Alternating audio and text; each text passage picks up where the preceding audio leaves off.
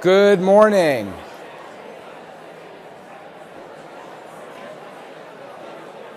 Okay, let's get started. We've got a great morning ahead of us.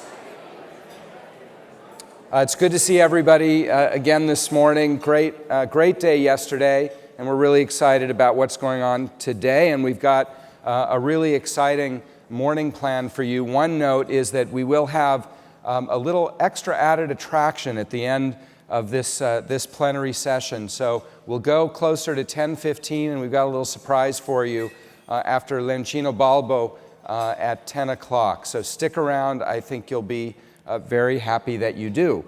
And to get us started, I know you will also be very happy to hear our first speaker this morning, Platon. Platon is an amazing photographer, an amazing person. I had the privilege of meeting earlier this year after hearing him speak in Davos. And he does some of the most compelling portraiture, and you will be familiar with many of the images that he's taken. And what's really great about Platon is he's a double threat, because the images are amazing and his words are pretty good too, I think you'll see. And we'll have the chance to hear from him. His work is featured very prominently in the New Yorker magazine. He's got a spread in there in this week's edition, actually, which you should check out, about gridlock in Washington, D.C., a story we know, but I think he tells in a different way. And also his work is featured in Time magazine. Maybe that's why Time seems to be thriving and Newsweek is going to cease publication. Who knows? He also has a partnership with Human Rights Watch and has done some amazing work showing just some viscerally interesting images from Russia. And he was also, I believe, the first person to go in and to do portrait of Aung San Suu Kyi after she was released from house arrest. I also know from talking with him and spending some time with Platon that he knows how to charm all sorts of people. He has photographed the likes of Bill Clinton and Vladimir Putin and a very wide range of world leaders, but he also knew how to charm my two sons when we visited his studio earlier this year, and the cookies that he and his team provided were great. I suspect he could even have charmed Vladimir Putin. So I am really excited to bring Platon up to the stage for what should be a great start to our day today. Please welcome Platon.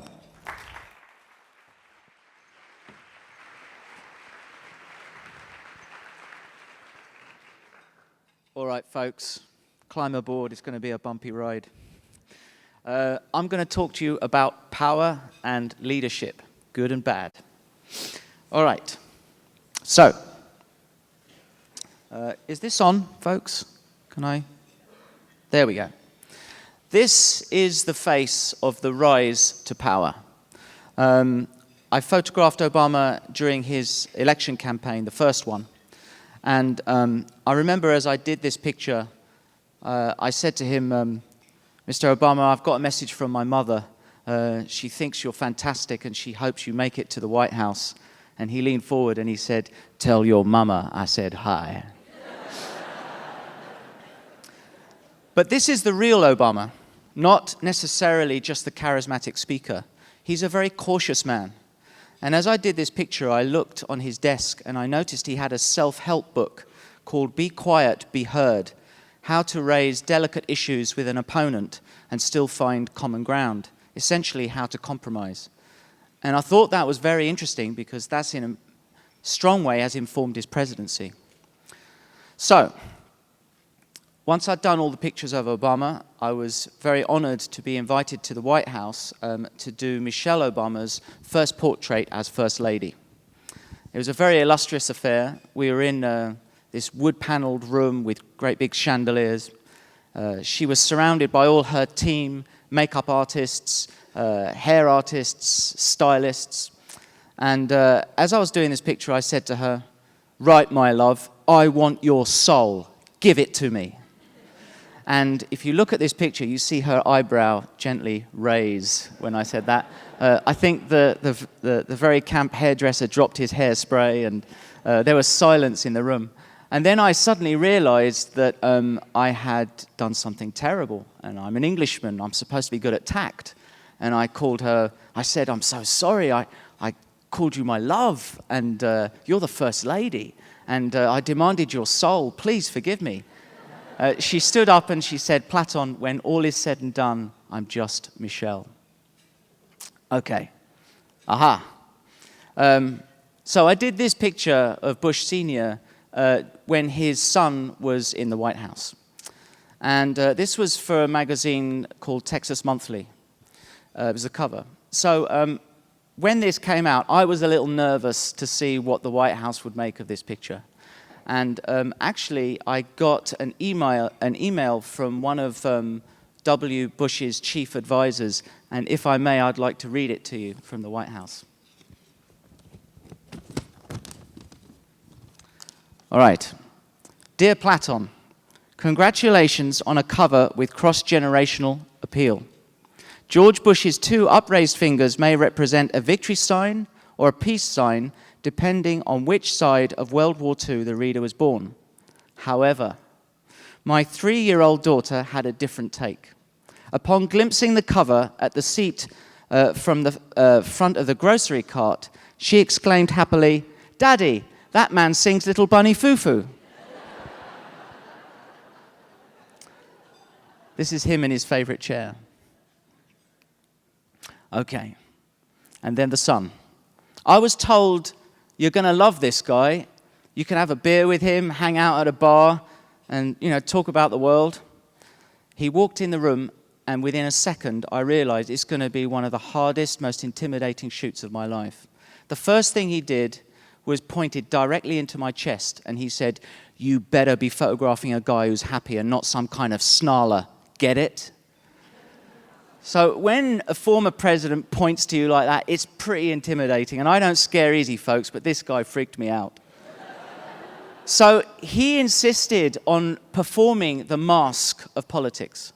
He wanted to smile in every picture, almost this goofy, clowny smile. I think he was paranoid that I was going to show him as a kind of a fallen president filled with regret. So this is the mask. And at the time, I thought I'd failed as a portrait photographer because I never really got to the truth. But sometimes the mask tells you more about the truth than the truth itself. And if you look in his eyes, you can see it's not totally convincing as a smile. Okay. I got into so much trouble over this picture, folks. Let's talk about it. This was the cover of Esquire magazine. It was his last official portrait as president. I was not the magazine's first choice of photographer back in those days. This was my first ever president, and it should have been my last. They said, all right, Platon, 3 other people we wanted to do this job. They're all out of town. You got the gig. Don't mess it up. They said, whatever you do, do not use that wide lens, okay? We want a nice, dignified headshot of our president. Okay, so I went to, they closed down a Marriott hotel like this, 200-room hotel, just to do the picture.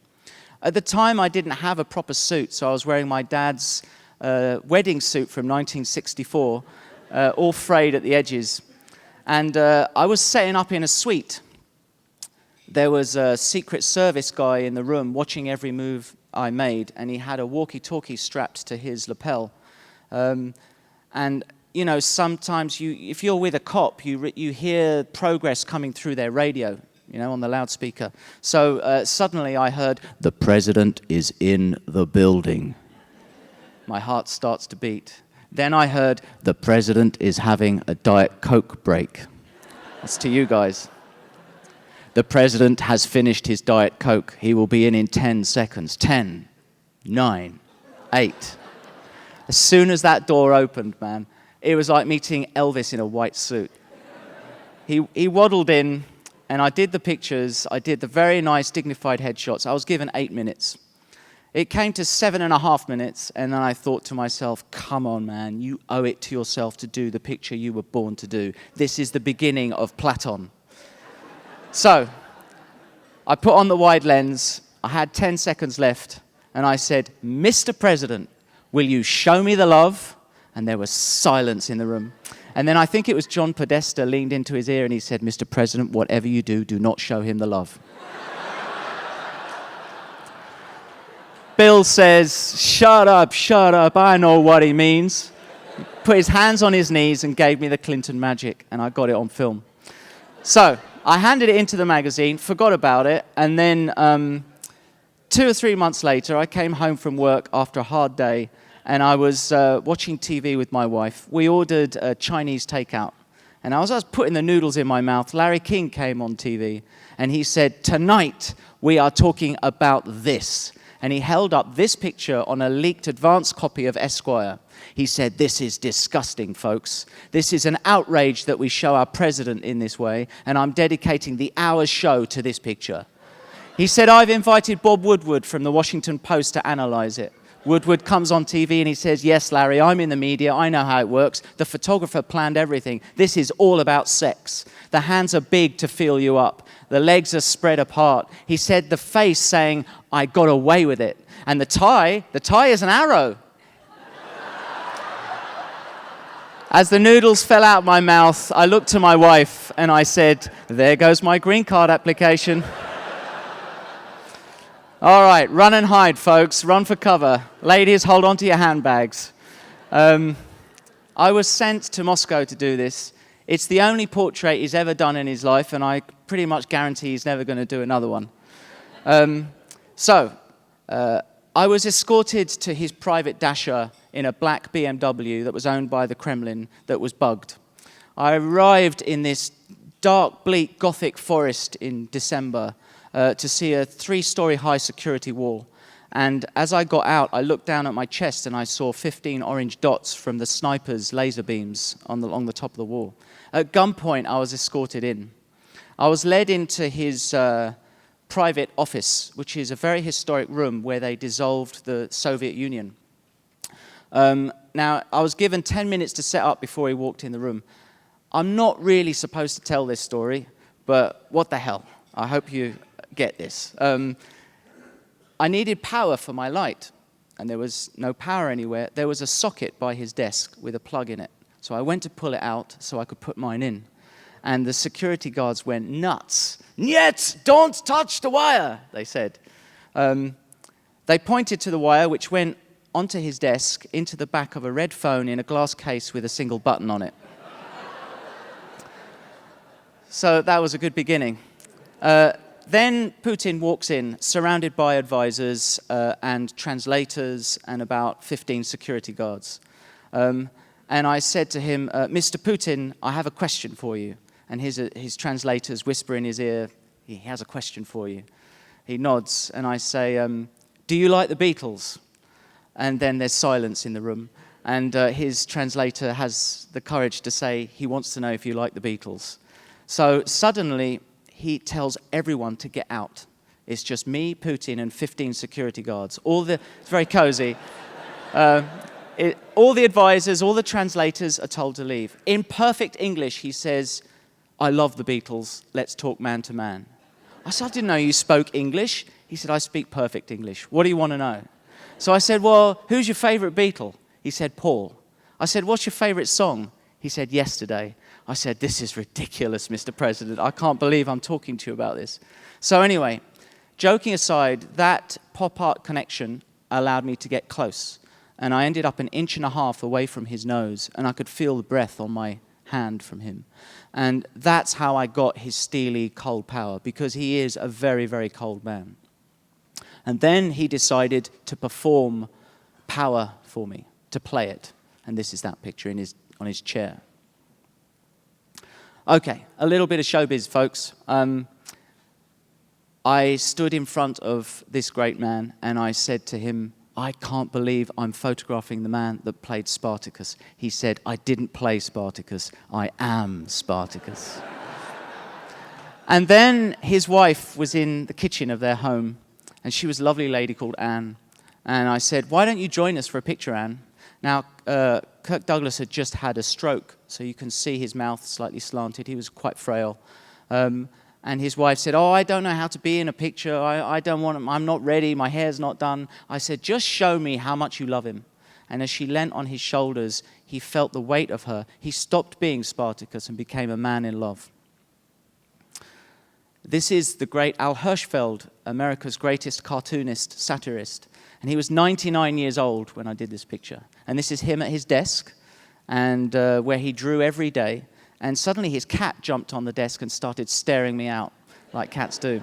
So I said to him, Mr. Hirschfeld, you've done so many great things. If you had one wish, what would it be? And he said, to be 90 again. He died 2 weeks later. He never made it. Okay.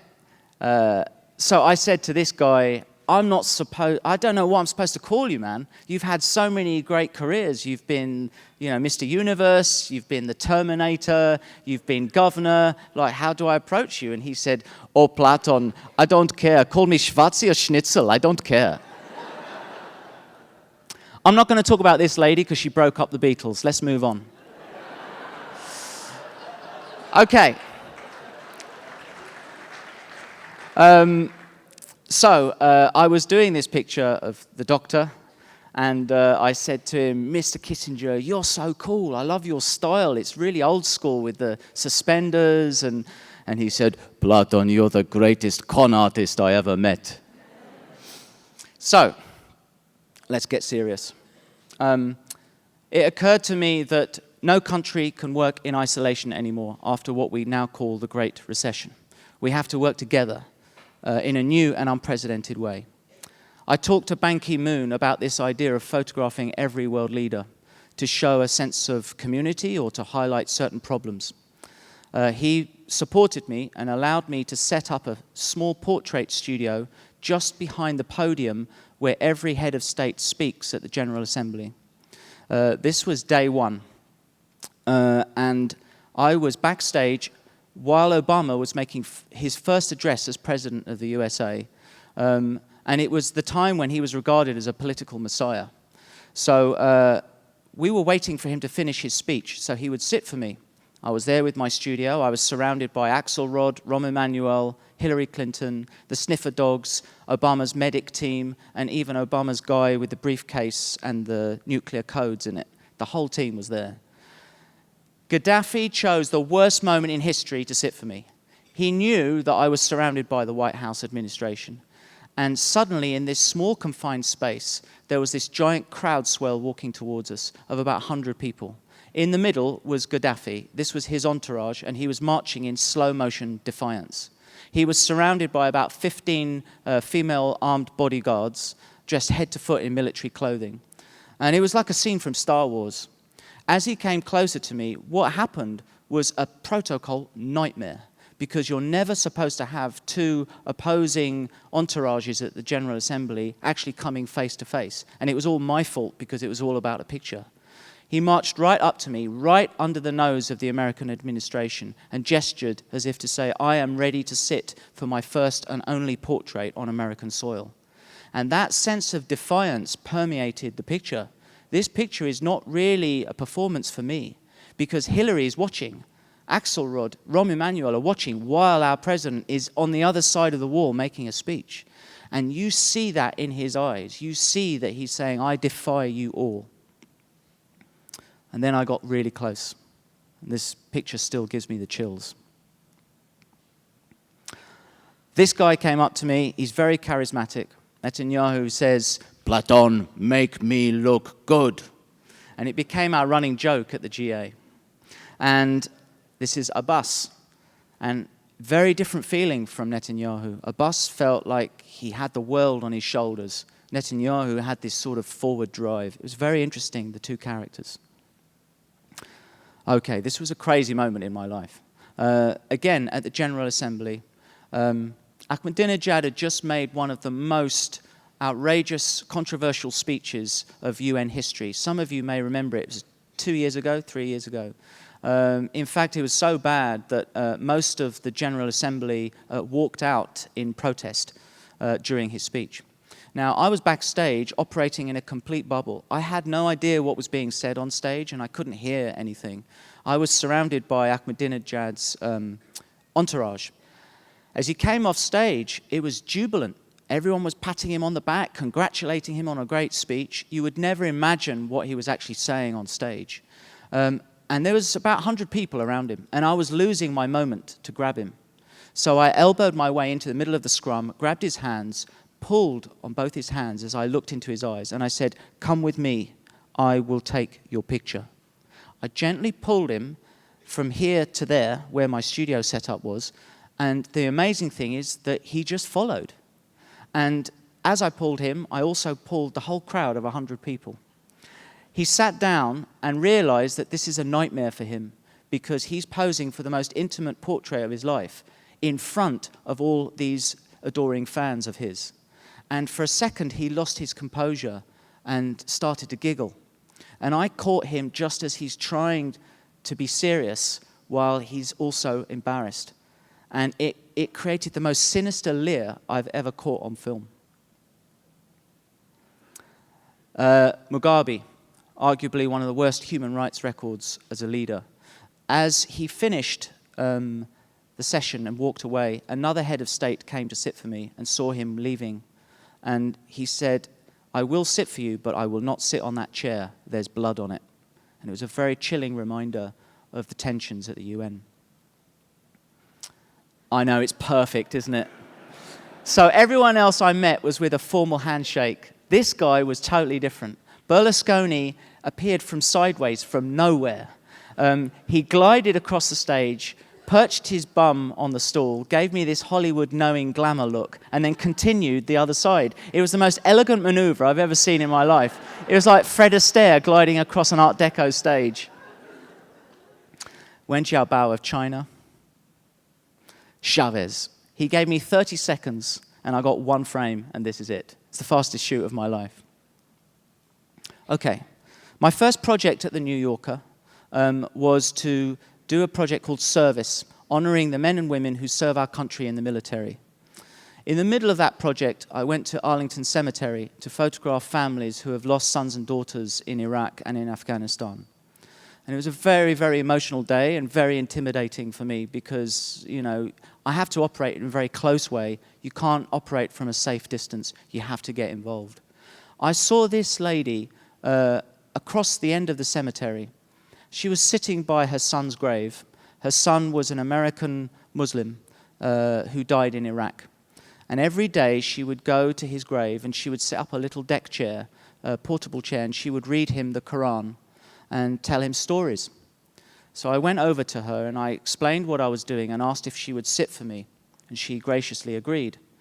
So she stood behind the gravestone and cuddled it as if it's her son. We got the picture, I handed it into the magazine, and we published it within the portfolio. 2 weeks before Obama's election 4 years ago, in fact 4 years around today, some of you may remember General Colin Powell went on the news on a program called Meet the Press, and he announced he's changing sides from the Republicans to the Democrats, and he's going to now endorse Obama. This was huge news because with him came the leaders of the Pentagon, a lot of the moderate Republicans, and it was a devastating blow to John McCain at such an important time. So the anchor said to him, "What made you change your mind?" And Colin Powell went on to describe this picture. He said, "A photograph changed my mind." He said, "I've been to many John McCain rallies, and John McCain is a good man. He's a very dear friend of mine, and a man of great integrity. But he said, I've heard something disturbing. I've heard people chanting in the backgrounds, 'Obama is a Muslim. Obama is a Muslim.' He said, firstly, Obama's not a Muslim. He is a Christian. But what if he was a Muslim? What's wrong with being a Muslim in this country? This is a free country. We're supposed to embrace everybody." He said, "I saw a picture of a lady who was a Muslim, who sacrificed her son for our country." He said, "That's the most patriotic thing anybody could do. And I would be proud to stand next to her as a fellow American. And she's a Muslim." This picture was in a magazine, he said, and it changed my mind because Obama hopefully is going to be more inclusive as a leader. Putting politics aside, this is about humanity. So this picture was voted the most powerful picture of the election by the press. And it's not of Obama, it's not of John McCain, it's not of anyone powerful or important. It's of an everyday lady that connected with us on a very private moment of grief. This is homecoming. Now, when the guys come back from a tour of duty, they are built like rock, emotionally and physically. I waited with this young lady who was this airman's fiancée. He asked her to marry him the night before he left for his tour of duty, and he had been away for 12 months. So this is the moment he comes home. The Humvee pulls up, he gets out, he drops his bag, and this young girl charges at him like a team of wild horses and nearly knocks this rock guy over. It was the most amazing exhibition of the power of love I have ever seen in my life. This is a lady called Jessica Gray. She was a lovely lady. Her husband died in Iraq about 9 months before I took this picture, 6 months. They had a 3-year-old daughter. And I remember, if you look, she's wearing his T-shirt. That's his wedding ring on a chain around her neck. And this is the flag that they draped over his coffin. She wanted, when he died, the army sent her a case of all his clothes. And she wanted to wear his T-shirt for the picture. But she had not opened the case in 6 months. This was the first moment she opened it. And she was terrified, and I felt really awful that it's going to really upset her. And I'm a stranger. I just didn't feel it's appropriate that she should open it in front of me. But she did, and as soon as she did, she burst into tears. And I knelt down and gave her a hug, and I said, we shouldn't do this. This is too personal, my dear. I don't want to push you to this. And she said, you don't understand why I'm crying. She said, I'm crying because I've realized they washed his clothes, and I was hoping to smell him again as I opened the box. So these are the moments, folks. This is what it is to be alive and to die. It's humanity. It's the details. It's not the big story. I said to her, if you had a motto, what would it be? And she said, nothing tastes as good as thin feels. I said, what does that mean? I said, it's got nothing to do with your story. She said, oh, yes, it has, Platon. It's got everything to do with my story. She said, I'm a young woman. I've lost my husband. I can't spend the rest of my life a widow. I've got to get in shape. I've got to look beautiful again. I have to find a new man. I have to find a new father for my daughter. That's what my old husband would have wanted. So she said, right now, today, at this moment, I'm saying to myself, I won't have that extra cookie. I won't have that extra slice of cake. I want to get in shape. Nothing tastes as good as thin feels. I went to Burma with Human Rights Watch. My job was to humanize their statistics because no one was listening at the time to stories about Burma. These are the 3 monks who led the Saffron Revolution. And I photographed them not as exiles on the run from the junta, but as kings. Now, through doing this project, I became obsessed with Aung San Suu Kyi. I heard rumors through contacts that she was about to be released from house arrest. So I called my editors at Time magazine and I said, I want Aung San Suu Kyi on the cover and you're going to do it. And they said, well, we're not sure about it. I said, if you don't do it, I'm going to Newsweek. I'm going to go. They said it's very dangerous. If you get caught, it's extremely illegal. No one's allowed to get close to her in the media, and you'll be arrested. I said, I'm going. It's just up to you whether it goes to Newsweek or you. So they said, all right, we'll back you. So I flew there. I was told to wear a disguise, a hat, sunglasses, and a stick-on moustache. It's like a joke, but it's real. I arrived there with a tourist visa. I went straight off the plane, no breakfast, no rest, no shower, didn't even clean my teeth, went straight to her offices at NLD to negotiate the portrait. I walked in, and it's a dump. There's an old blackboard where they teach kids English. There was a 1984 Apple computer in the corner, unplugged. There was dust and dirt everywhere. There was an old lady in the corner turning a machine on a printing machine, spitting out laminated pictures of Aung San Suu Kyi to give to her followers in secret on the streets. And believe it or not, there was a tape cassette player playing Bob Dylan's The Times Are A-Changin'. I was led upstairs to the gatekeeper who's looking after her diary. And I said, "I'm here to photograph your lady. I need your help." And he looked at her diary and he said, "Maybe in 2 weeks you'll be lucky." I said, "Listen, man, I'm from New York. This is the cover of Time. We're making an epic portrait of your lady for your people. Look again, you're going to help." He said, "Maybe today?" I said, "Love it." I set up, she walked in the room. I have never experienced a meeting like this in my life. She's beautiful. It's like meeting the Dalai Lama, Mahatma Gandhi, Martin Luther King, all rolled up in one. I said to her, "Is love the most important thing?" She said, "No. Kindness is. Love is based on passion and it peaks and dips. We are now in a time of extreme challenge. We need something more stable. Friendship and kindness are eternal," she said. I said, "When you were locked up, what music did you listen to?" She said, "I listened to Bach to cheer me up, Mozart to calm me, and I do secretly like the Grateful Dead, but don't tell anyone." I did the picture. At one point, I said, "Listen to me. I need your help. I want you to be honest with me. Give in. Show me something inside, not the face of politics, not the face of the struggle. Show me your soul." And this happened. It was the most beautiful moment I've ever caught on film. The pride, the dignity of doing something you believe in. I stuffed the film in my socks and in my underwear, and I hit the streets. As soon as I was walking down the street, I looked behind me and I noticed there's a guy following me. I started walking a bit faster. I noticed he was on his cell phone, and he called a few of his colleagues, and now there were 4 guys following me. I ran into a market, started panicking, started sweating. I felt a bit nauseous. I realized that I was being chased by the secret police. By now, there were maybe 10 of them.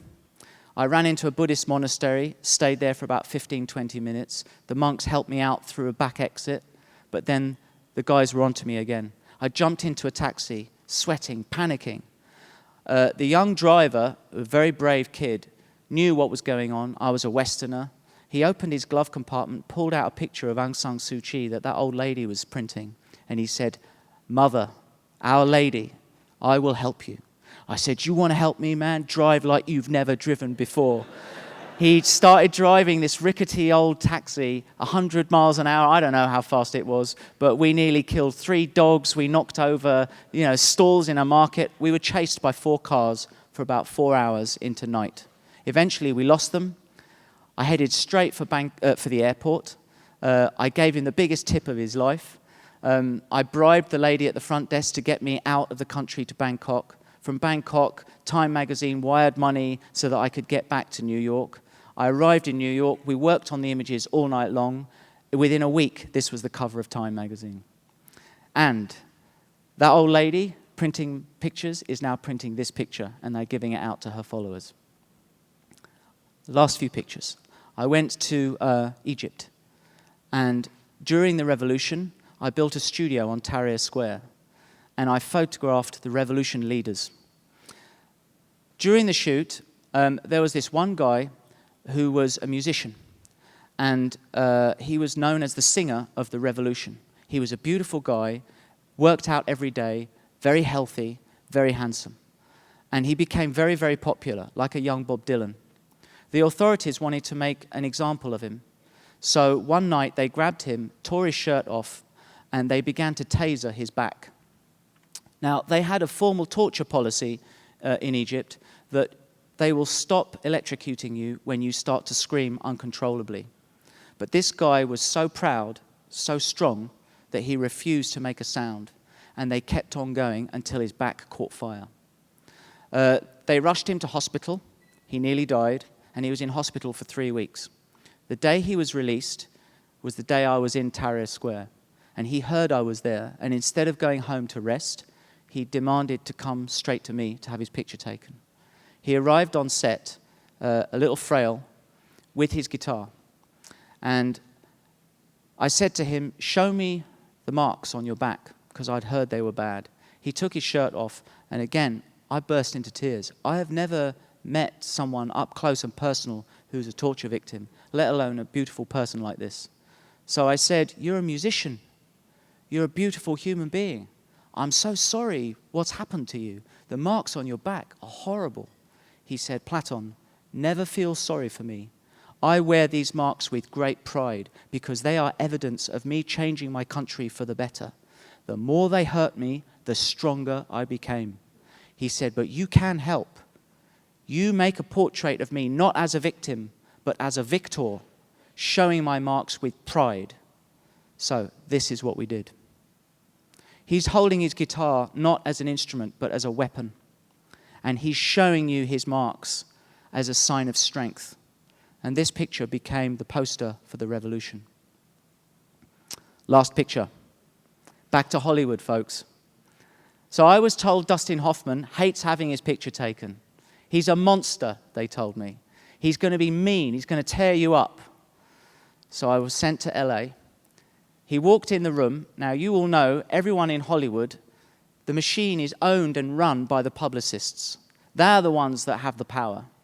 So Dustin Hoffman, a short guy like me, walks in flanked by two Amazonian women who are his publicists, ready for battle.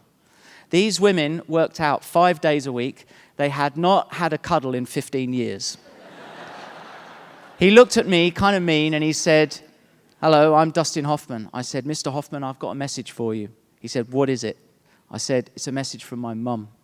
I said, she loves you. She's seen The Graduate.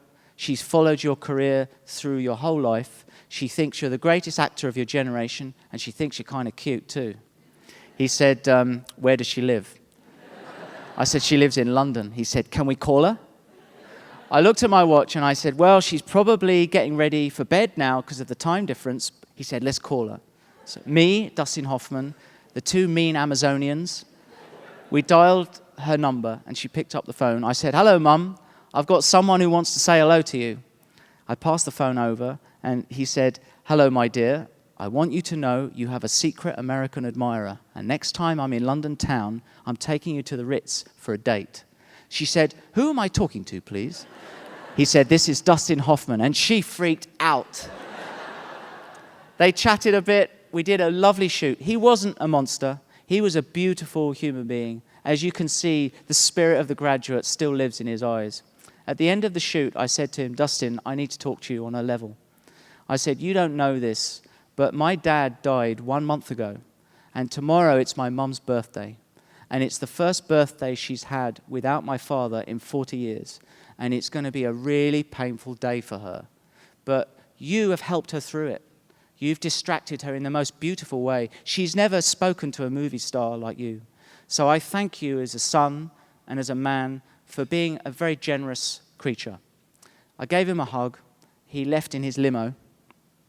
On the way to his home, without me knowing, he called my agent back in New York, and he got my mum's address in London. The next morning, there was a knock at my mum's door at 8 o'clock in the morning. She arrived in her dressing gown to the door, and there was a bouquet of 200 white roses with a card saying, happy birthday from your secret American admirer. That's people power, folks. Thanks for listening.